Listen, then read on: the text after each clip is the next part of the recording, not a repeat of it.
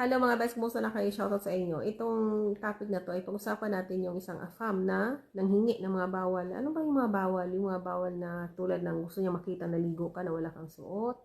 Kaya manghingi ako ng yung mga hindi dapat hingiin. Gusto niya gumagawa ka ng ganito sa videos na nag-request si afam ng mga bawal. Hindi naman, wag niyong basta-bastang gawin to. Ito ang payo ko unang-una sa inyo. Huwag kayong gumawa ng mga bagay na posibleng yan ang magsira ng pagkatao nyo. Marami na yan. Mayroon nga yan dito na news yan. Yung isang babae kasi may karelasyon, tapos may ginagawa sila sa videos, tapos nagkahiwalay sila. Alam mo, kinalat ni lalaki yung nangyari sa kanila o di napahiya si girl. Huwag kayong magbigay ng mga bagay na posibleng ito ang magpapahiya sa inyo balang araw. Ang afam na may respeto sa inyo, hindi yan gagawin. Hindi yan manghingi ng mga oy, ano ka nga, maligo ka muna, walang suot. I-video ka niyan.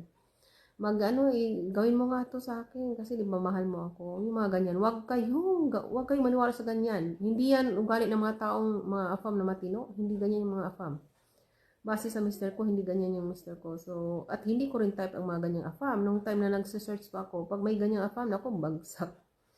Hindi ka napasado sa akin, basura na kita. Yung ganun. Dapat stricto kayo sa pagpipili ng afam. Bakit? Itong afam na pipiliin nyo ay siyang makasama nyo habang buhay. Ganyan. Diyan